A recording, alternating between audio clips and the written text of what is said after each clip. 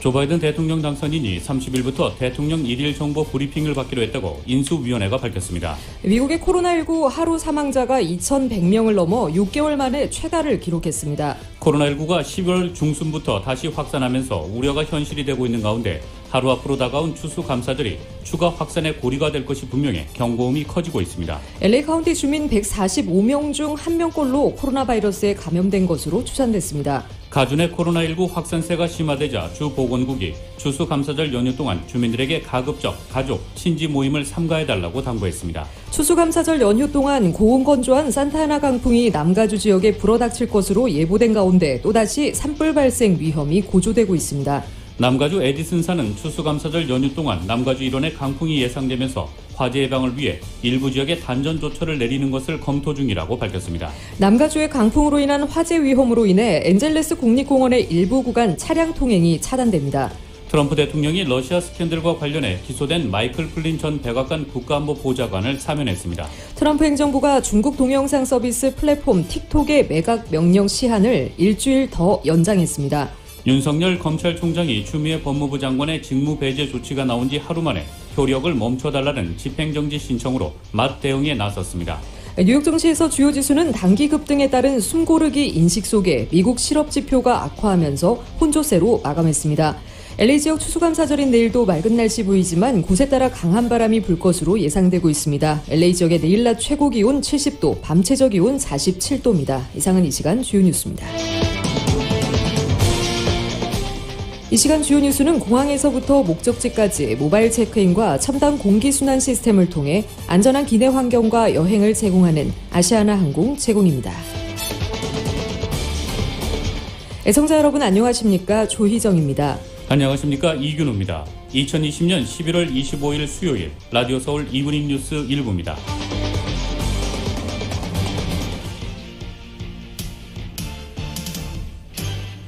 일부 첫 소식 전해드리겠습니다. 미국의 코로나19 하루 사망자가 2,100명을 넘어 6개월 만에 최다를 기록했습니다. 11월 중순부터 다시 확산하면서 우려가 현실이 되고 있는데 하루 앞으로 다가온 추수감사들이 추가 확산의 고리가 될 것이 분명해 경고음이 커지고 있습니다. YTN의 보도입니다. 코로나19 감염 현황을 집계하는 존스 홉킨스 대학 자료를 보면 24일 기준 미국의 하루 사망자는 2,146명을 기록했습니다. 일일 사망자가 2,100명을 넘은 것은 지난 5월 11일 이후 6개월여 만에 처음입니다. CNN은 코로나 확진자와 입원 환자가 급증하기 시작했을 때부터 사망자 증가는 예견됐던 일이라며 상황은 더욱 나빠질 것으로 예상했습니다. 겨울철에 접어드는 11월 중순부터 감염자가 다시 확산하기 시작했는데요. 그때부터 늘어난 환자 중에 못 견디고 사망에 이르는 경우가 본격화하는 것으로 분석되고 있습니다. 미국에서는 현재 하루 확진자가 22일 연속 10만 명대를 기록하고 있습니다. 24일 기준 신규 환자는 17만 2,935명으로 집계됐습니다. 주간으로 따진 수치도 기록적인데요. 최근 일주일간 하루 평균 신규 확진자도 17만 2천 명으로 최고치입니다. 병원에 입원하는 환자도 급증세입니다. 환자 현황 등을 집계하는 코로나19 추적 프로젝트는 24일 기준 입원 환자가 8만 8천여 명으로 15일 연속 최고치를 경신했다고 집계하고 있습니다. 미국 질병통제예방센터 CDC는 지침을 통해 올해 추수감사절만큼은 가족들 모임을 포기하라고까지 권고하고 있는데요. 마스크 착용에서 보듯이 개인의 자유를 중시하는 미국인들은 그래도 1년에 한 번인데 하는 인식이 우선인 듯 보입니다. 미국 교통안전청은 추수감사절 이동이 시작된 지난 20일부터 닷새 동안 미국인 488만 명이 공항 보안 검색대를 통과했다고 파악했습니다. 여기 시간 기준으로 오늘과 내일 오전까지 이어지는 이동을 고려하면 항공편 이동만으로 600만 명을 넘길 수 있을 것으로 보입니다. 이에 따라 보건 관계자와 전문가들의 우려와 경고가 연일 나오고 있는 실정입니다. 지금까지 워싱턴에서 YTN 강턱입니다. LA 카운티 주민 145명 중 1명꼴로 코로나 바이러스에 감염된 것으로 추산됐습니다. 보건국은 카운티 내 코로나 바이러스 확진자 1명이 평균 1.27명에게 바이러스를 전염시키는 것으로 나타났으며 이는 3월 이후 가장 높은 전염률입니다. 코로나 바이러스로 인한 입원 환자 수는 지난 2주 동안 70%가 폭증하면서 현재 코로나 바이러스로 인한 일일 신규 입원 환자 수가 평균 300명에 달한다고 밝혔습니다. 높아진 바이러스 감염률과 입원 환자 추세가 계속될 경우 앞으로 2주 안에서 4주 안에 병동, 특히 중환자실의 병상이 코로나 확진자로 넘쳐날 것이라고 우려했습니다. 오늘 현재 LA 카운티에서 코로나 바이러스로 인해 입원한 환자 수는 1,682명을 기록하고 있습니다. 이번 추수감사절 연휴에 남가주에서 386만 명이 여행길에 오를 것으로 추산됐습니다. 지난해에 비해 13%가 줄어든 것으로 2008년 경기 침체 이래로 연간 가장 큰 폭으로 여행객이 줄어든 수치입니다. 자동차 클럽은 성명을 통해 이번 추수감사절은 다른 해 다르게 주민들이 친지나 친구와 지내기보다는 집에서 가족들과 시간을 보내거나 자동차를 타고 길을 떠나 나들이를 즐길 것으로 예상된다고 전했습니다. 교통분석회사 인닉스는 오늘 오후가 이번 추수감사절 연휴 중 가장 교통체증이 심한 날이 될 것으로 예측했습니다. 대표적으로는 동쪽 방면 10번 프리웨이, 405번 프리웨이 북쪽과 남쪽 그리고 5번 프리웨이가 가장 막힐 것이라고 전했습니다. 자동차 클럽은 운전자들에게 세정제를 포함한 코로나19 보호 장비와 온도계 등을 갖추고 주유소에서 가스 탱커를 열거나 문을 열 때는 장갑 또는 플라스틱 봉지를 사용할 것을 당부했습니다. 가주 내 코로나19 확산세가 심화되자 주 보건국이 추수감사절 연휴 동안 주민들에게 가급적 가족과 친지 모임을 삼가해 줄 것을 당부했습니다. 친지 모임 등으로 추수감사절 연휴 동안 주민들이 이동하는 것을 가능한 한 삼가할 것을 권유한 것입니다. 지난 월요일 하루 동안에만 LA 국제공항 이용객은 100만 명을 넘은 것으로 나타났습니다. 보건당국 측은 추수감사절 기간 동안 바이러스가 창궐한 지역을 방문했던 주민들이 집으로 돌아와 연휴 이후 수주간 확진자가 더 늘어날 수 있는 상황에 대비하고 있다고 밝혔습니다. 오는 26일 시작되는 추수감사절 연휴 동안 고온 건조한 산타아나 강풍이 남가주 지역에 불 것으로 예보되면서 또다시 산불 발생 위험이 고조되고 있습니다. 국립기상청은 추수감사절 당일인 26일부터 29일까지 산타아나 강풍이 남가주 지역에 불어올 것으로 예보돼 이 기간 동안 화재 발생 위험이 매우 크다고 밝혔습니다. 현재 강우량이 부족한 상태에서 고온 건조한 산타아나 강풍이 불어올 경우 산간지대를 중심으로 산불이 발생해 다른 지역으로 번질 수 있는 가능성이 높다고 기상청은 경고했습니다. 특히 올 한 해 동안 캘리포니아주에서 대규모의 산불 피해가 있었던 만큼 이번 연휴 기간 또다시 산불 피해가 발생하게 되면 피해 규모가 걷잡을 수 없을 만큼 커질 전망입니다. 캘리포니아주 산림보호 및 화재 예방국에 따르면 올해 캘리포니아주에서는 9,200건의 화재가 발생해 410만 에이커의 땅을 전소시켰습니다. 남가주의 강풍으로 인한 화재 위험으로 인해 엔젤레스 국립공원의 글렌도라 마운틴 로드에서 글렌도라 리치 로드까지 구간이 오늘 오후 4시부터 오는 월요일 오전 10시까지 차량 통행이 차단됩니다. 자전거와 보행자 통행은 허용됩니다. 추수감사절 연휴 동안 서든 캘리포니아 에디슨사 고객 7만 6천여 가구가 강제 단전 조처를 당할 수 있을 것으로 우려됩니다. 오늘 서든 캘리포니아 에디슨사는 추수감사절 연휴 동안 남가주 일원의 강풍이 예상되면서 화재 예방을 위해 헤멧에서 벤츄라 지역에 이르는 지역에 추수감사절에 단전 조처를 내리는 것을 검토 중입니다. 기상청에 따르면 추수감사절 당일인 목요일 오후부터 금요일 밤까지 샌프란도 밸리, 산타모니카 산간 지역, 샌가브리엘 산간 지역에 시속 65마일의 강풍이 예상되고 있습니다. 강풍과 건조한 날씨로 인해 화재 발생 위험이 높아졌습니다. 에디슨 회사 측은 사전에 LA 카운티의 15,000가구와 샌버나디노 42,000가구, 벤츄라 카운티의 12,000가구에게 단전 발생 가능성을 고지했다고 밝혔습니다. 글렌데일 평화의 소녀상 복원 작업이 오늘 완료됐습니다. 평화의 소녀상이 글렌데일 센트럴 라이브러리에 자리 잡은 지 7년이 넘었는데 그동안 비와 산화의 영향으로 닳고 찢겨지거나 보호용 오칠이 벗겨지면서 한인단체들이 십시일반으로 기금을 모아 소녀상 복원 작업에 나선 것입니다.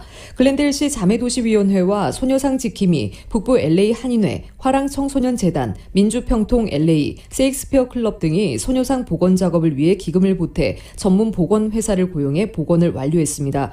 소녀상 복원 작업을 위해 강드림재단과 화랑청년재단이 보탰으며 민주평통 LA, 북부 LA 한인회, 세익스피어 클럽 등이 기부한 기금으로 소녀상 주변 조경시설 개선 작업도 2주 안에 완료할 예정입니다.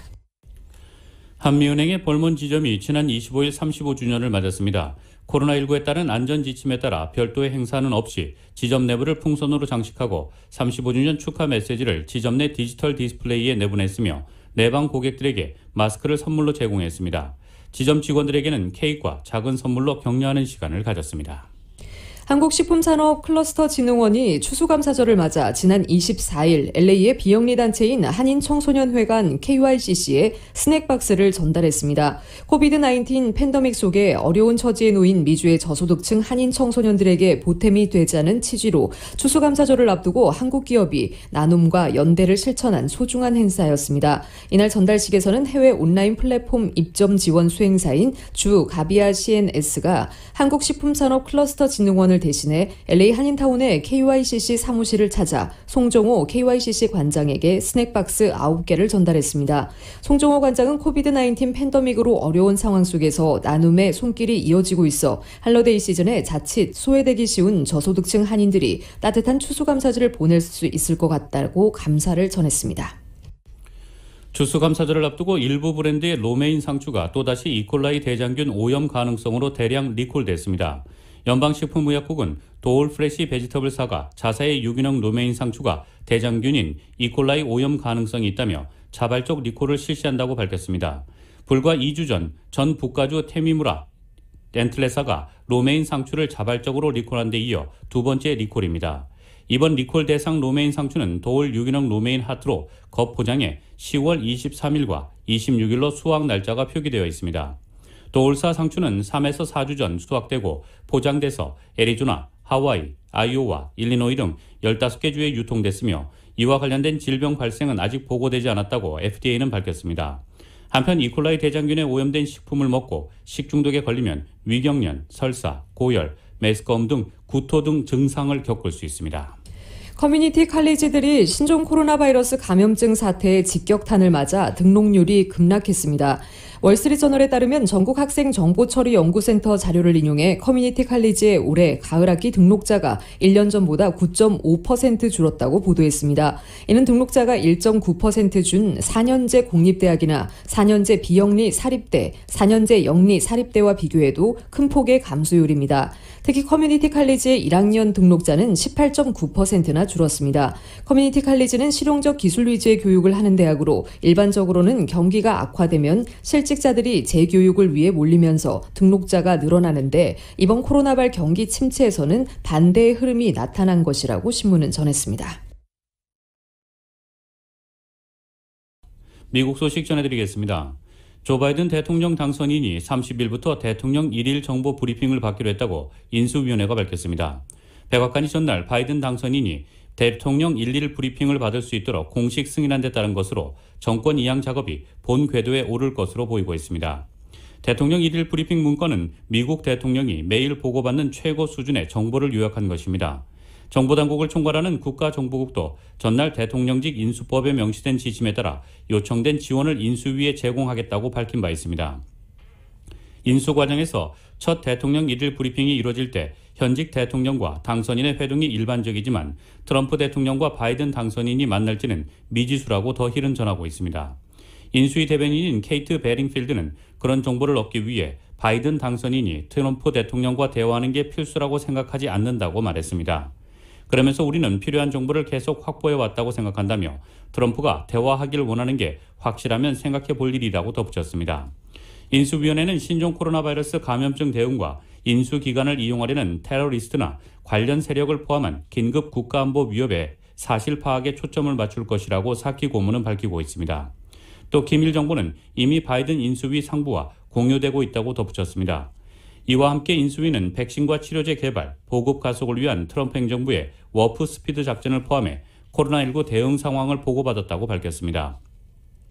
인수위 관계자들은 인수위 공식 활동이 3주 지연된 것에 대한 영향을 대수롭지 않게 여기고 있으며 선거 결과에 의문을 제기하는 트럼프 대통령의 계속된 시도를 지역적인 문제라고 일축했습니다. 한편 바이든 당선인은 다음 주에 차기 행정부 경제팀 등 주요 인선을 발표할 예정이라고 로이터가 보도했습니다. 조 바이든 대통령 당선인이 미 역사상 8천만 표 이상을 얻은 최초의 대선 후보가 됐다고 CNN 방송이 오늘 보도했습니다. CNN에 따르면 바이든 당선인은 이날 오전 현재 8,002만 6천 표 이상을 확보했으며 경쟁자인 도널드 트럼프 대통령은 7,389만 표 이상을 얻은 것으로 파악됐습니다. 전국적으로 투표가 계속 집계되고 있기 때문에 바이든 당선인의 기록적인 득표 수치는 더 증가할 것으로 보인다고 전했습니다. 패자로 판정됐지만 트럼프 대통령 또한 미 역사상 두 번째로 많은 표를 얻었습니다. 양측의 표 차이는 지난 20일 600만 표를 넘어섰습니다. 종전까지 대선 투표 최고 기록은 2008년 버락 오바마 전 대통령이 얻은 6,950만 표였습니다. 역대 최다 득표로 패배한 대선 후보는 2016년 6,590만 표를 얻은 힐러리 클린턴이었습니다. 미국 내 언론은 자체 분석을 토대로 바이든 당선인이 306명의 선거인단을 확보해 트럼프 대통령 232명을 제치고 당선에 필요한 선거인단 과반 270명을 넘겼다고 보도해왔습니다. 트럼프 대통령은 23일 연방총무청에 대통령직 인수인계 절차에 협조할 것을 지시했지만 대선 패배는 인정하지 않은 채 불복 입장을 고수하고 있습니다. 조 바이든 대통령 당선인이 발표한 외교안보팀 요직 가운데 한 자리가 빠져 눈길을 끌고 있습니다. 바로 국방장관입니다. 상원 인준을 받을 경우 첫 여성 국방장관이 되는 미셸 플러노이 전 국방부 차관이 유력 후보로 거론돼 왔는데 첫 흑인 국방장관이 되는 제이 존슨 전 국토안보부 장관이 강력한 경쟁자라는 보도도 나오고 있습니다. 바이든 당선인이 외교안보팀 인선을 소개하는 자리에는 토니 블링컨 국무장관 지명자, 제이크 설리번 백악관 국가안보보좌관 지명자, 에브릴 헤인스 국가정보국 국장 지명자, 린다 토머스 그린필드 유엔 대사 지명자가 나란히 서 있었지만 국방장관 지명자는 없었습니다. 바이든 당선인이 우리나라와 국민을 안전하고 안심하게 해줄 팀이고 미국이 돌아왔다는 사실을 반영하는 팀이라고 했지만 국민의 안전과 안심에 있어 핵심 직책인 국방장관은 포함되지 않은 것입니다. 인수위원회 쪽에서는 과도한 해석을 경계하고 있으나 사안을 잘 아는 인사들은 워싱턴 포스트에 바이든 당선인이 아직 결정을 내리지 못했으며 플러노이가 여전히 유력한 상황이라고 전했습니다. 워싱턴 포스트는 민주당 내 진보파 사이에 플러노이가 방산업계와 연결돼 있다는 의구심이 있지만 바이든 당선인이 심각하게 여기는지는 불분명하다고 전했습니다. 헤인스 D&I 국장 지명자에 대해서도 너무 강성이라는 진보파의 불만이 있었지만 인선에 반영되지 않았다는 것입니다. 다만 플러노이가 컨설팅 회사 웨스트 이그젝 어드바이저의 공동 창립자로서 보유하고 있는 비밀 고객 명단이 나중에 상원 인준 과정에서 문제가 될 수 있다고 워싱턴 포스트는 지적했습니다. 이런 가운데 정치 전문 매체 폴리티코는 상원 인준 시 첫 흑인 국방장관이 되는 존슨 전 장관이 강력한 경쟁자로 떠오르고 있다고 보도했습니다. 시진핑 중국 국가주석이 어제 조 바이든 미국 대통령 당선인에게 축하의 메시지를 보냈습니다. 미 연방총무청이 미 대통령 선거 승자가 바이든임을 공식 승인한 지 하루 만입니다. KBS의 보도입니다. 그동안 바이든 당선인은 선거는 이겼는데 공식 승리자는 아니라는 애매한 상황에 놓여 있었습니다. 이를 의식해서인지 다른 정상들이 미 대선 직후 축전을 보냈던 것과는 달리 시진핑 주석은 지금까지 축하 메시지를 전하지 않았습니다. 중국 외교부가 뒤늦게 축하 메시지를 전했지만 당선인이라는 표현을 자제했습니다. 我们尊重美国人民的选择我们向拜登先生和哈里斯女士表示祝贺 트럼프 대통령이 패배를 인정하지 않는 상황을 고려해 입장 표명을 미룬 것으로 보입니다. 하지만 미 연방총무청이 바이든의 승리를 공식 승인한 지 하루 만에 상황이 달라졌습니다. 신화통신은 어제 시진핑 주석이 바이든 당선인에게 축하 메시지를 보냈다고 전했습니다. 시 주석은 축전에서 중미 관계의 건강하고 안정적인 발전을 추진하는 것은 양국 인민의 근본 이익뿐만 아니라 국제사회의 기대에 부합한다고 말했습니다. 또 양측이 충돌과 대항을 피하고 상호 존중과 윈윈의 정신으로 협력하는 데 집중하자고 강조했습니다. 트럼프 행정부 시절 고조됐던 미중 갈등을 의식한 제안으로 보입니다. 실제 바이든 미국 대통령 당선인이 초대 국무장관으로 온건한 실용주의자로 알려진 토니 블링컨을 지명하면서 중국 내에서는 최근 미중 소통이 재개될 수 있다는 기대감이 커지고 있습니다. 한편 이날 부주석인 왕치산 역시 카멀라 해리스 미국 부통령 당선인에게 축하 메시지를 보냈습니다. 베이징에서 KBS 뉴스 이랑입니다. 대선 패배를 인정하지 않는 트럼프 대통령이 오늘 지지자들에게 이번 선거는 조작됐다며 우리는 선거를 뒤집어야 한다고 말했습니다. 트럼프 대통령은 이날 펜실베니아주 상원 공화당이 선거 사기를 주제로 개최한 청문회 행사에서 전화 연결을 통해 이같이 말했습니다. 트럼프 대통령은 청문회장에 참석한 대선 캠프 법률 고문 루디 줄리아니와 제니 앨리스 변호사가 전화로 중계한 발언에서 이번 선거는 우리가 쉽게 이긴 선거였고 우리가 많이 이겼다라고 말했습니다. 또 이번 선거는 민주당에 의해 패배했고 그들은 속임수를 썼다며 그것은 부정선거였다고 말했습니다. 발언은 앨리스 변호사의 휴대전화 스피커폰을 통해 청문회에 전해졌고 통화는 약 11분간 이루어졌습니다. 청문회는 주 의회 의사당이 아닌 게티스버그의 한 호텔에서 진행됐습니다. 게티스버그는 링컨 전 대통령이 1863년 272개의 단어로 이루어진 명연설을 통해 국민을 위한 정부를 만들겠다며 민주주의 이념을 설파했던 곳입니다. AP통신에 따르면 트럼프 대통령이 대선에서 이겼다고 근거 없이 주장하면서 거짓 주장을 연발했다며 그것은 민주적 선거와 유권자의 의지를 뒤집는 것을 옹호하는 미국 대통령의 또 다른 놀라운 선언이라고 지적했습니다. AFP통신도 트럼프 대통령이 전국 법정에서 거부당한 여러 음모 이론을 되풀이했다고 전했습니다. 당초 트럼프 대통령은 줄리아니와 함께 행사에 참석할 계획이었지만 이를 취소했습니다. 취소 결정은 캠프 법률팀 소속인 보리스 앱슈타인 고문이 이날 신종 코로나 바이러스 감염증 양성 반응을 보였다고 밝힌 직후 나왔다고 AP통신은 전하고 있습니다. 도널드 트럼프 대통령이 오늘 러시아 스캔들과 관련해 기소된 마이클 플린 전 백악관 국가안보 보좌관을 사면했습니다. 대선 패배로 임기를 2달도 남겨놓지 않은 시점에서 사면권을 행사함에 따라 사면권 남용 논란이 일 것으로 보입니다. 트럼프 대통령은 이날 트위터를 통해 플린의 완전한 사면을 발표해 영광이다. 그와 가족에게 축하를 보내며 당신이 정말 멋진 추수감사절을 보내리라는 것을 안다고 말했습니다. 플린에 대한 사면은 미국 언론들의 최근 보도로 일정 부분 예상된 것이었습니다. 정치 전문 매체 더 힐은 미국 내 러시아 최고위 외교관과의 접촉과 관련해 연방수사기관에 거짓말한 사실을 애초 인정하고 로버트 뮬러 특검 조사에 협조하기로 한 지 3년 만에 나온 이번 조치는 플린 사건의 종지부를 찍을 것이라고 전했습니다. 러시아 스캔들은 2016년 대선 당시 러시아가 트럼프 선거 캠프와 결탁해 선거에 개입했다는 의혹을 일컫습니다. 트럼프 대통령의 대선 불복 소송을 이끄는 루디 줄리아니 변호사가 승부처인 펜실베니아주 소송에 참여하게 해달라고 캠프 측이 법원에 요청했습니다.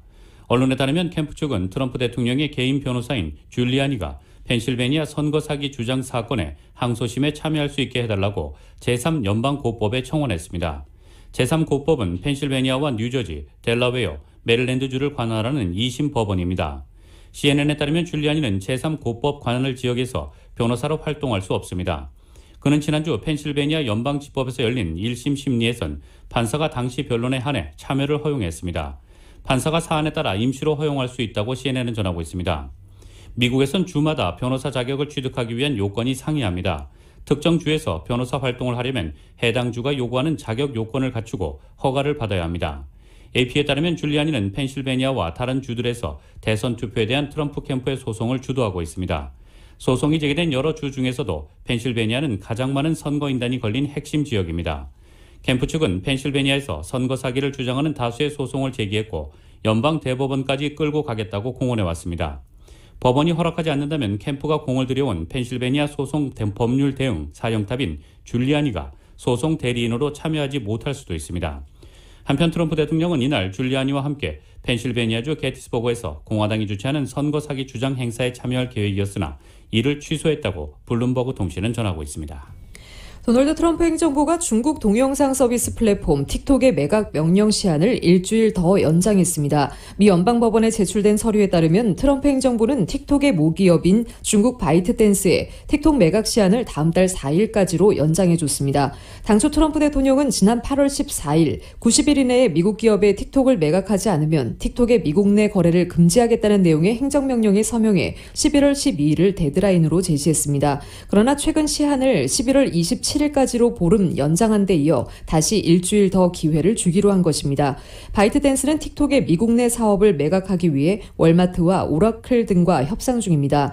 이 사안에 관해 잘 아는 한 소식통은 바이트댄스가 미국 정부의 우려에 대응하기 위한 새로운 제안을 했다고 전했습니다. 중앙은행인 연방준비제도가 경기 회복을 돕기 위한 자산 매입 프로그램을 당장 확대하지는 않을 전망입니다.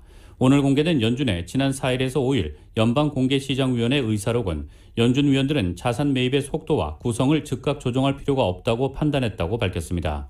신종 코로나 바이러스 감염증 대유행에 따른 경기 침체의 충격파를 완화하기 위해 연준은 제로금리를 유지하는 한편 매달 1,200억 달러 규모의 미국의 국채와 주택 저당 증권을 매입해 시장에 돈을 풀고 있습니다. 최근 미국에서 코로나19가 1차 유행보다 더 크게 창궐하면서 시장에서는 연준이 자산 매입 규모를 확대하거나 만기가 긴 채권으로 갈아타는 식으로 이 프로그램을 확대할 것이라는 예상이 나왔습니다. 그러나 이번 의사록에서 연준은 다음 달 연방공개시장위원회 회의 때 자산 매입 프로그램의 범위 조정을 반드시 추진하겠다는 어떠한 암시도 남기지 않았습니다. 다만 연준은 주변 환경이 그러한 조정을 타당하게 만들도록 바뀔 가능성을 인정한다며 여지를 남긴 뒤 다수 위원은 자산 매입의 가이던스를 곧 업데이트하기를 원한다고 전했습니다. 미주 한인사회 쇼핑 트렌드에 새로운 변화가 시작됩니다. 미주 한인들을 위한 아마존 스타일의 홈쇼핑이 탄생했습니다. 최신 트렌드에 맞는 발빠른 상품 업데이트로 언제든 최신 상품의 쇼핑이 가능하고 까다롭고 엄격한 제품 선정을 통해 최상의 품질을 보장합니다. 인터넷이 어렵다고요? 친절하고 전문적인 고객 서비스에서 상담부터 결제까지 도와드립니다. 로그인 필요 없이 복잡한 주문 프로세스를 모두 없앴습니다. 이제 한국 제품 미국 내 쇼핑은 한국 홈쇼핑이 최고입니다.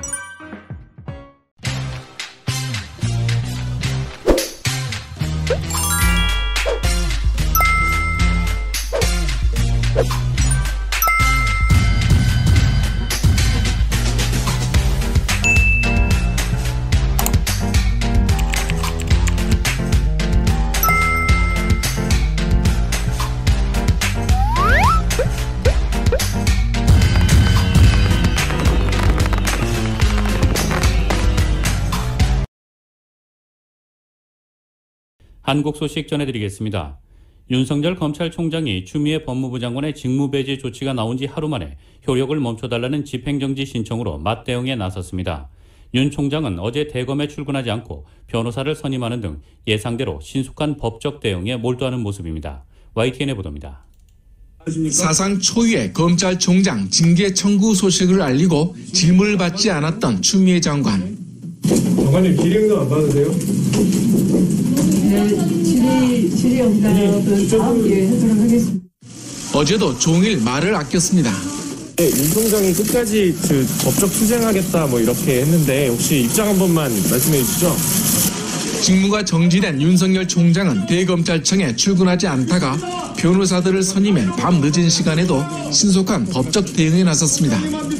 윤 총장 측은 추미애 장관의 직무배제 조치에 효력을 멈춰달라는 집행정지 신청을 전자소송 인터넷 접수를 통해 서울행정법원에 제출했습니다. 윤 총장 측은 집행정지 신청서에 주 장관이 직무배제 조치의 근거로 삼은 6개 사유가 사실과 다르다면서 특히 재판부 불법 사찰 의혹은 왜곡됐다고 주장한 것으로 전해졌습니다. 집행정지는 행정청의 처분으로 회복하기 어려운 손해가 발생할 우려가 있다고 인정되는 경우 처분의 집행을 잠시 멈추는 법원의 결정입니다. 이와 함께 윤 총장 측은 본안 소송인 직무배제 취소 소송은 준비를 마치는 대로 이르면 오늘 별도로 낼 계획입니다. 앞서 추 장관은 그제 법무부가 윤 총장에 대해 감찰한 결과 심각한 비위 혐의를 다수 확인했다며 징계를 청구하고 직무집행 정지를 명령했습니다. 만약 법원이 집행정지 신청을 받아들이면 윤 총장이 곧바로 업무에 복귀할 수 있고 직무배제 명령은 본안 소송의 결과가 나올 때까지 효력이 중단되기 때문에 법원의 판단에 비상한 관심이 쏠리게 됐습니다. YTN 이광규입니다. 박병석 국회의장 중재로 고위공직자 범죄수사처장 후보추천위원회가 다시 열렸지만 이번에도 역시 후보 압축에 실패했습니다. 민주당은 후보 추천 과정에서 야당의 거부권을 없애는 공수처법 개정안 단독 심사에 착수했습니다. YTN의 보도입니다. 일주일 만에 다시 앉은 공수처장 후보 추천위원들. 국회의장의 중재로 어렵게 회의가 재소집된 만큼 4시간 넘게 추천 후보를 논의했지만 또 결론을 내지 못했습니다. 최종 후보 2명을 검사와 비검사, 검사와 검사 출신으로 여러 조합을 만들어 표결에 붙였지만 7명 가운데 6명 이상이 찬성한 조합이 없었던 겁니다. 야당 측은 추가로 추천을 받아 논의하자고 제안했지만 결론은 같을 거라는 다수 의견에 추가 회의는 열지 않기로 했습니다. 추가로 추천을 받아야 된다. 그러고 나서 이후에 이제 또 회의를 해야 된다고 얘기했고 그거는 역시 또 야당 추천위원 두 명이 이제 또 정식 안건으로 냈는데 나머지 분들은 부결했어요. 다람쥐 쳇바퀴 돌듯이 반복되고 야당 추천위원 두 분께서 최종적으로 동의를 못하겠다라고 해서 더 이상은 회의가 진행되는 게 큰 의미가 없다고 생각해서 중단했습니다. 민주당은 공수처회의가 시작하기 전인 오전부터 공수처법 개정안 논의에 착수했습니다. 국민의힘 의원들은 불참한 가운데 국회 법제사법위원회 소위원회를 열어 공수처법 개정안을 상정한 겁니다. 현재 추천위원 7명 가운데 6명이 찬성해야 하는 의결 정족수를 전체 인원의 3분의 2로 줄이자는 쪽으로 의견이 모아진 것으로 전해졌습니다. 다만 당장 의결은 하지 않았습니다. 당장 의결하기에는 오늘 시간도 그렇고요. 저희도 상법도 또 논의할 부분이 많아서 의결을 하지 않습니다. 올해 안에 공수처를 출범시키려면 늦어도 이번 정기국회 안에는 공수처법 개정안이 통과해야 하는 상황. 하지만 언제든 민주당 단독으로 법 개정이 가능하다는 점에서 여러 변수를 지켜보며 의결 시기를 정할 것으로 보입니다. YTN 이현아입니다. 3차 재난지원금을 내년도 예산에 정식으로 넣자는 국민의힘의 제안에 대해 더불어민주당 지도부가 적극적으로 검토해보자고 화답했습니다. 다만 뉴딜 예산을 깎을 수 없으며 예산 성격도 코로나 피해 지원금으로 해야 한다고 못을 박았습니다. YTN의 보도입니다. 코로나19 위기로 인한 국민의 어려움을 덜어주자며 3차 재난지원금 논의에 먼저 불을 지핀 건 바로 국민의힘이었습니다.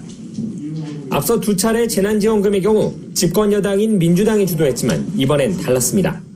본 예산에서 지금 내년도에 코로나 사태와 결부되어 있는 재난지원금이라든가 혹은 경제에 파생될 여러 가지 효과를 내서 거기에 대한 차원 대책이라든가 이런 것이 포함되어 있지 않는 것 같습니다. 애초 피해 규모 상정도 정확하게 안 되는 상황에서 재난지원금을 논의하는 건 부적절하다며 난색을 표명했던 민주당의 입장이 긍정적으로 바뀌었습니다. 국민의힘 요구대로 현재 심사 중인 내년도 예산안에 포함하는 것을 적극적으로 검토하겠다는 겁니다. 예결위에서 내년도 예산안을 심의하고 있으니 취약계층에 대한 재난 피해 지원책을 예산에 반영하는 방안을 정부와 함께 찾고 야당과도 협의하기 바랍니다. 단 코로나19 피해가 큰 업종에 대한 긴급 지원과 위기 가구에 대한 맞춤형 지원으로 대상을 한정했습니다. 그러면서 한국형 뉴딜 예산을 삭감한 뒤 그 돈으로 지원하자는 국민의힘의 주장은 받아들일 수 없다고 분명하게 선을 그었습니다. 긴급 지원 예산을 편성하는 대신 한국판 뉴딜 예산을 삭감하자는 야당의 요구는 수용할 수 없습니다. 정의당과 기본소득당 등 다른 야당도 3차 재난지원금 지급을 적극 요구하고 나섰기 때문에 조만간 본격적인 논의가 시작될 전망입니다.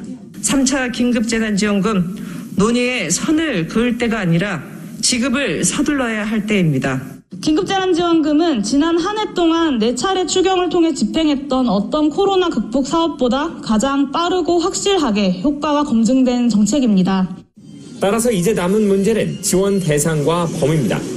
2차 재난지원금 지급 당시 선별적 지급 결정으로 인해 민주당이 곤혹을 치른 적이 있습니다. 3차 지원금 논의가 시작되면 또다시 보편적 지급이냐 선별적 지급이냐를 놓고 격론이 예상됩니다. YTN 김주영입니다. 왕이 중국 외교부장이 오늘 한중 외교장관 회담에 이어 문재인 대통령을 예방하고 한반도 비핵화, 미중 갈등 속 지역 정세 등 현안을 논의합니다. 여권 핵심 관계자들과 만나는 일정도 빼곡히 잡혀 있어 눈길을 끌고 있습니다. YTN의 보도입니다. 왕이 중국 외교부장이 2박 3일 일정으로 우리나라를 공식 방문했습니다. 지난해 12월 이후 거의 1년 만입니다. 지난해와 마찬가지로 왕 부장은 문재인 대통령을 예방합니다. 미국 정권 교체로 민감한 시기인 만큼 문 대통령은 북한의 도발 방지 등 안정적 정세 관리를 위한 중국의 역할을 당부할 것으로 보입니다. 왕 부장은 한반도 평화를 위한 건설적 역할을 다짐하면서 미중 갈등 속에서 중국의 입장을 거듭 설명할 전망입니다. 시진핑 주석의 방안에 관해서도 코로나19가 안정되는 대로 추진한다는 의지를 거듭 밝힐 것으로 예상됩니다. 이에 앞서 강경화 외교부 장관은 왕 부장과 한중 외교장관 회담을 엽니다. 코로나19 대응부터 한반도 정세, 글로벌 이슈 관련 협력 등 다양한 현안을 논의할 계획입니다. 코로나19 상황과 한중 고위급과 소통을 지속해 나가면서 양국 관계 발전을 위한 다양한 방안을 모색하는 계기가 될 전망입니다. 방한기간 왕부장은 여권 핵심 인사들도 두루 만납니다. 문정인 대통령 통일외교안보 특보, 청와대 국정상황실장을 지낸 민주당 윤건영 의원 등과 조찬 일정이 잡혀 있습니다. 또 지난해 방한 때 만났던 이해찬 당시 민주당 대표를 이번에도 만나 만찬을 함께하고 박병석 국회의장도 예방합니다. YTN 김도훈입니다. 미주 한인사회 쇼핑 트렌드에 새로운 변화가 시작됩니다. 미주 한인들을 위한 아마존 스타일의 홈쇼핑이 탄생했습니다. 최신 트렌드에 맞는 발빠른 상품 업데이트로 언제든 최신 상품의 쇼핑이 가능하고 까다롭고 엄격한 제품 선정을 통해 최상의 품질을 보장합니다. 인터넷이 어렵다고요? 친절하고 전문적인 고객 서비스에서 상담부터 결제까지 도와드립니다. 로그인 필요 없이 복잡한 주문 프로세스를 모두 없앴습니다. 이제 한국 제품 미국 내 쇼핑은 한국 홈쇼핑이 최고입니다.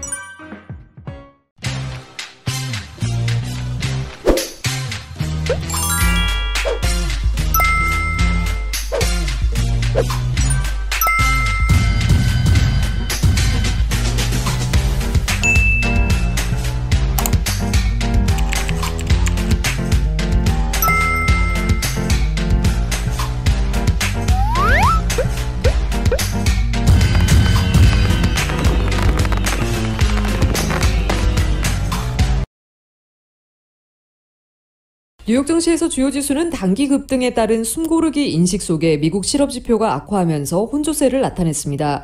오늘 뉴욕 증권거래소에서 다우 지수는 전장보다 173.77포인트, 0.58% 하락한 29,872.47에 거래를 마쳤습니다. S&P 500 지수는 전장보다 5.76포인트, 0.16% 내린 3,629.65에 거래를 마감했지만 기술주 중심의 나스닥 지수는 57.62포인트, 0.48% 상승한 12,094.40에 장을 마감했습니다.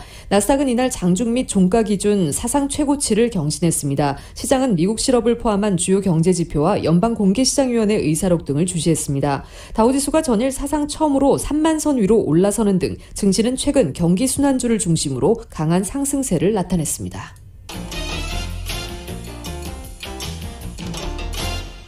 국제유가는 최근 8개월 사이 가장 높은 가격을 찍었습니다. 뉴욕 상업거래소에서 내년 1월 인도분 서부 텍사스산 원유는 배럴당 1.8% 오른 45.71달러의 장을 마감했습니다. 신종 코로나 바이러스 감염증 사태 초기인 지난 3월 5일 이후 가장 높은 수준입니다. 런던 IC 선물거래소의 내년 1월물 브렌트유도 현재 배럴당 1.6% 오른 48.64달러에 거래되고 있습니다. 코로나19 백신에 관한 긍정적인 뉴스가 원유 수요 회복 기대감을 키우는 가운데 미국의 원유 재고가 감소했다는 소식이 유가의 호재로 작용했습니다.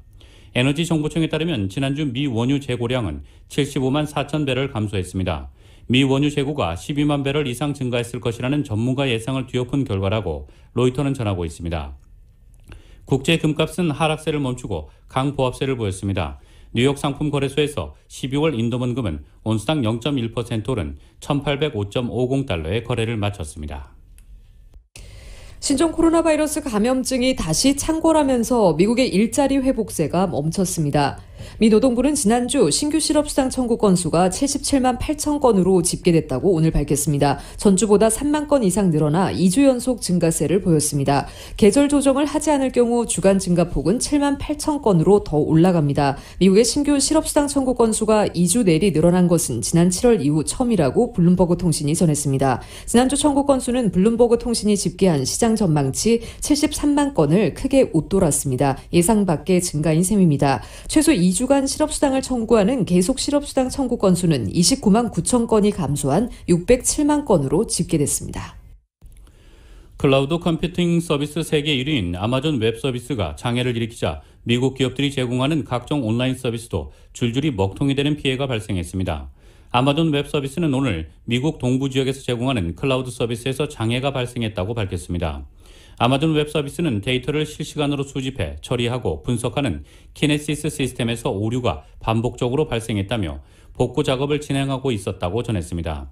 IT 전문 매체 지디넷에 따르면 이번 장애로 아마존 클라우드 서비스를 이용하는 고객사들의 홈페이지와 어플리케이션 등 수천 개의 온라인 서비스가 제대로 작동하지 않는 등 피해가 속출했습니다. 현재까지 확인된 피해 업체는 스트리밍 기기 제조업체 로쿠, 소프트웨어 기업 어도비와 오토테스크, 사진 공유 업체 플리커, 보안 카메라 업체 링, 핀테크 대출 기업 어펌 등이 피해를 입었습니다. 미국 전기차 업체 테슬라가 지붕 부품과 볼트 조임 등에서 결함이 발견된 전기차 9,500여 대를 리콜하기로 했습니다.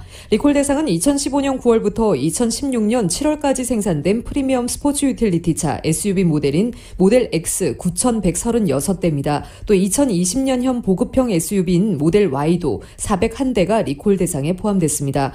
미국 도로교통안전국은 모델 X 마감 작업이 제대로 이루어지지 않아 전기차 장식용 부품 가운데 하나인 루프 트림이 떨어져 나갈 수 있다고 지적했습니다.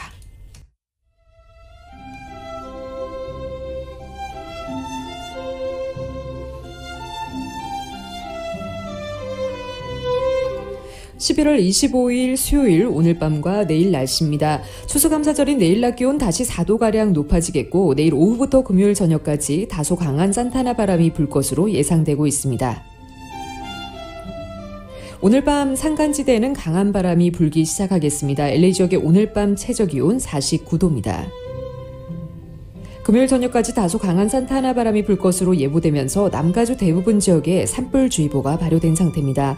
LA 한인타운의 내일 낮 최고기온 69도, 밤 최저기온 46도입니다. 오렌지 카운티 지역 72도, 47도, 벨리와 인랜드 엠파이어 지역 64도, 31도, 해안 지역의 내일 낮 최고 64도, 밤 최저 51도입니다.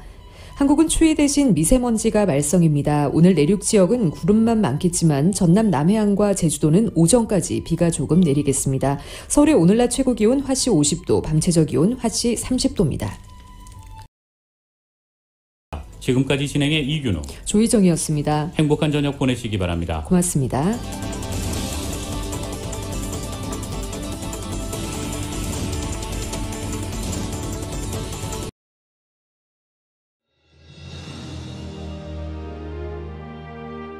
한인 커뮤니티의 소중한 친구이자 생활의 동반자. 라디오 소울이 개국 28주년을 맞았습니다. 1903년 한인들이 하와이에 첫 발을 내디딘 이래로 미주 한인 커뮤니티는 지금껏 쉼없이 성장해 왔습니다. 부딪히고 좌절하고 힘겨울 때 우리에게 가장 큰 힘이 되어준 것은 서로를 향한 격려와 응원이었습니다. 한인 커뮤니티와 더불어 성장한 라디오 소울. 라디오 소울의 28년은 우리의 이민 역사와 맥을 같이 합니다. 세상의 모든 이야기를 담으려는 라디오 소울 방송은 우리가 함께 만드는 우리의 이야기입니다. 사람과 사람을 이어주는 라디오 소울 1650. 청취자와의 소통만으로 기뻤던 1992년. 그리고 28년이 지난 지금 라디오 소울은 멀티미디어 그룹으로 거듭났습니다. 1992년 첫 방송을 시작한 이후 FM 라디오, 모바일 서비스를 거쳐 보는 라디오, 라디오 서울 TV, 라디오 서울 유튜브, 한국 TV 채널, 한국 홈쇼핑 등 시대의 변화와 애청자의 요구에 부합하는 미래지향적인 라디오 서비스로 만들어가고 있습니다. 특히 코로나19 바이러스가 가져온 세계적인 팬데믹은 우리의 삶의 방식을 바꿨으며 다가올 미래에는 더욱 진화된 방송이 요구될 것입니다. 이에 라디오 서울 방송은 다가올 새로운 시대를 대비하여 N스크린 멀티 디바이스 방송으로 다시 태어났습니다. 때와 장소를 불문하고 어떠한 기기로도 듣고 볼 수 있는 방송이 라디오 서울이 추구하는 N스크린 멀티 디바이스 방송입니다. 24시간 늘 깨어있는 방송, 눈과 귀가 함께하는 방송, AM 1650, FM 106.3 라디오 서울 방송. 미국 내 다양한 이슈를 생생하게 전달하는 강혜신의 오늘의 미국. 기분 좋은 아침, 반짝이는 하루를 선사하는 이영돈 선우의 좋은 아침, 좋은 하루. 나른한 오후 활력을 전하는 싱글벙글쇼와 라디오 콘서트. 빠르고 정확한 뉴스, 지구촌 소식을 실시간 전하는 모닝뉴스와 이브닝 뉴스. 한국TV와 유튜브로 이원 방송하는 조희정의 한국 홈쇼핑 리뷰. 라디오 서울은 당신의 또 다른 가족입니다. 사람과 사람을 이어주는 방송, 들으면 행복해지는 라디오 서울. 지금까지의 28년이란 밑거름을 통해 앞으로 희망이 이루어지는 아름다운 세상을 만들어 가겠습니다.